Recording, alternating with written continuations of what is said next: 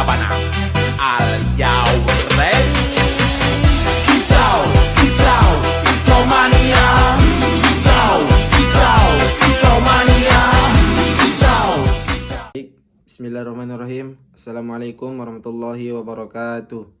Perkenalkan, nama saya Iksan Maisar dengan NIM 2024 050103 128. Di sini saya akan mereview hasil UTS pada mata kuliah akuntansi biaya dengan dosen pengampu Bapak Tonasa SAK MAK. Baik, langsung saja. Soal yang pertama, jelaskan pengertian akuntansi biaya dan sebutkan 3 tujuan utama penerapannya dalam perusahaan manufaktur. Akuntansi biaya adalah proses pencatatan, penggolongan, peringkasan, dan penyajian biaya atau jasa dengan cara-cara tertentu. Secara spesifik, akuntansi biaya berfokus pada identifikasi dan analisis biaya produksi seperti bahan baku, tenaga kerja, dan biaya overhead untuk membantu manajemen dalam mengambil keputusan ekonomi yang tepat. 3 contoh utamanya yaitu yang pertama, menentukan harga pokok atau HPP. Tujuan paling mendasar adalah untuk menghitung secara akurat berapa biaya yang dihabiskan untuk menghasilkan satu unit barang. Hal ini mencakup akumulasi biaya. Yang kedua, pengendalian biaya atau cost control. Akuntansi biaya membantu manajemen memantau apakah pengeluaran aktual sesuai dengan anggaran yang telah direncanakan dengan membandingkan biaya yang sesungguhnya dengan biaya standar atau biaya yang seharusnya. Dan yang ketiga, pengambilan keputusan strategis. Data dari akuntansi biaya menyediakan informasi penting bagi pimpinan perusahaan untuk menentukan langkah bisnis ke depan. Soal nomor 2 yaitu jelaskan perbedaan antara biaya dan beban. Berikan masing-masing satu contoh dalam konteks perusahaan. Biaya adalah pengorbanan sumber ekonomi yang diukur dalam satuan uang yang dilakukan untuk mendapatkan manfaat di masa depan. Biasanya dianggap sebagai aset karena nilainya belum terpakai atau belum kadaluarsa. Penyajian muncul di laporan posisi keuangan atau neraca. Contohnya, perusahaan tekstil membeli sebuah mesin jahit baru seharga 50 juta. Pengeluaran ini disebut biaya karena mesin tersebut merupakan aset yang akan memberikan manfaat produksi selama beberapa tahun ke depan. Yang kedua, beban atau expense. Beban adalah biaya yang telah memberikan manfaat atau telah habis masa berlakunya dalam rangka menghasilkan pendapatan pada periode tertentu. Beban merupakan pengurangan dari pendapatan untuk menghitung laba bersih. Contohnya, perusahaan membayar biaya listrik pabrik sebesar 2 juta rupiah untuk penggunaan bulan berjalan. Pengeluaran ini disebut beban karena manfaat energinya sudah digunakan untuk operasional bulan tersebut dan tidak bisa disimpan sebagai aset untuk masa depan. Kita masuk ke soal yang ketiga. Soalnya yaitu apa yang dimaksud dengan biaya langsung atau direct cost dan biaya tidak langsung atau indirect cost. Berikan contoh masing-masing dalam produksi. Baik, yang pertama, biaya langsung atau direct cost. Biaya langsung adalah biaya yang dapat diidentifikasi secara fisik dan ditelusuri secara akurat ke satu objek biaya tertentu, misalnya per unit produk, dengan cara yang ekonomis dan praktis. Jika volume produksi meningkat, biaya ini biasanya juga akan meningkat secara proporsional. Contohnya dalam produksi, dalam pembuatan kursi kayu, yang termasuk biaya langsung adalah yang pertama, bahan baku langsung. Kayu yang digunakan untuk membuat rangka kursi. Kita tahu persis berapa meter kubik kayu yang dihabiskan untuk satu kursi. Yang kedua, tenaga kerja langsung. Upah tukang kayu yang memotong dan merakit kursi tersebut secara langsung. Yang kedua, biaya tidak langsung atau indirect cost.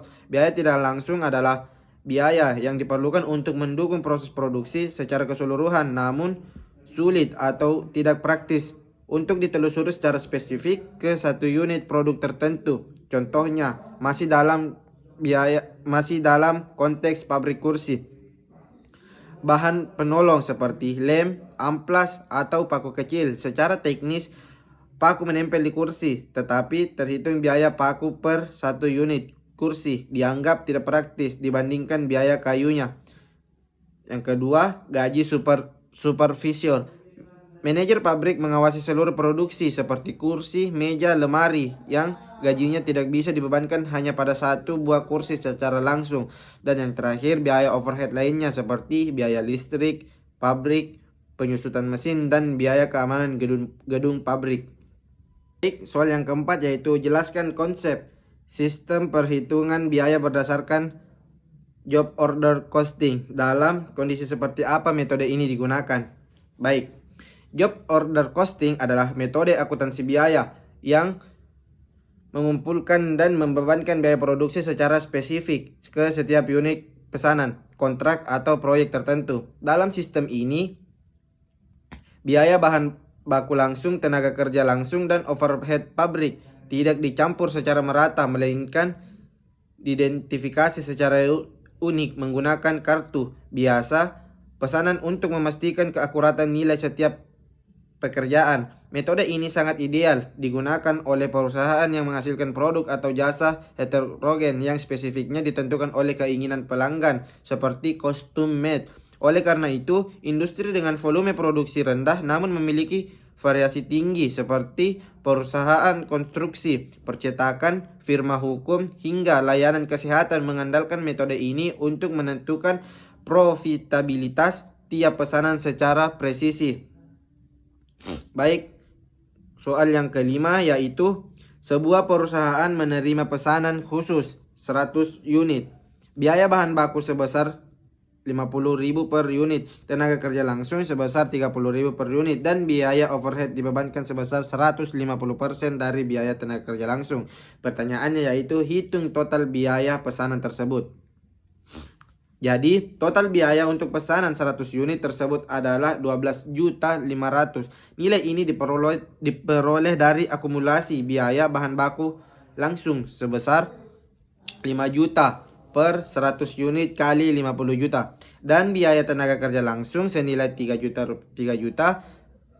100 unit kali 30 juta. Selain itu, biaya overhead pabrik yang dibebankan sebesar 150% dari biaya tenaga kerja langsung menambah beban biaya sebesar 4.500.000. Dengan menjumlahkan ketiga komponen tersebut, perusahaan mengeluarkan total biaya produksi sebesar 12.500.000 yang jika dirata-ratakan mencapai 125.000 per unit. Baik, kita masuk ke soal yang keenam. Jelaskan perbedaan utama antara sistem biaya berdasarkan pesanan atau job order costing dan sistem biaya berdasarkan proses atau process costing.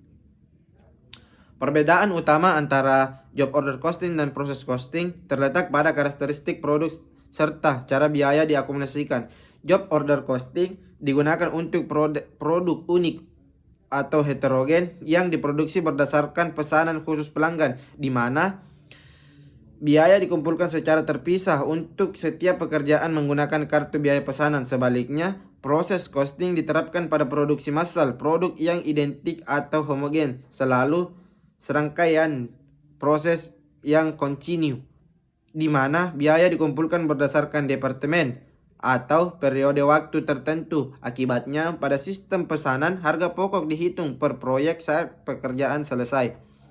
Sementara pada sistem proses, harga pokok dihitung dengan membagi total biaya departemen dengan jumlah unit yang dihasilkan untuk mendapatkan biaya rata-rata per unit.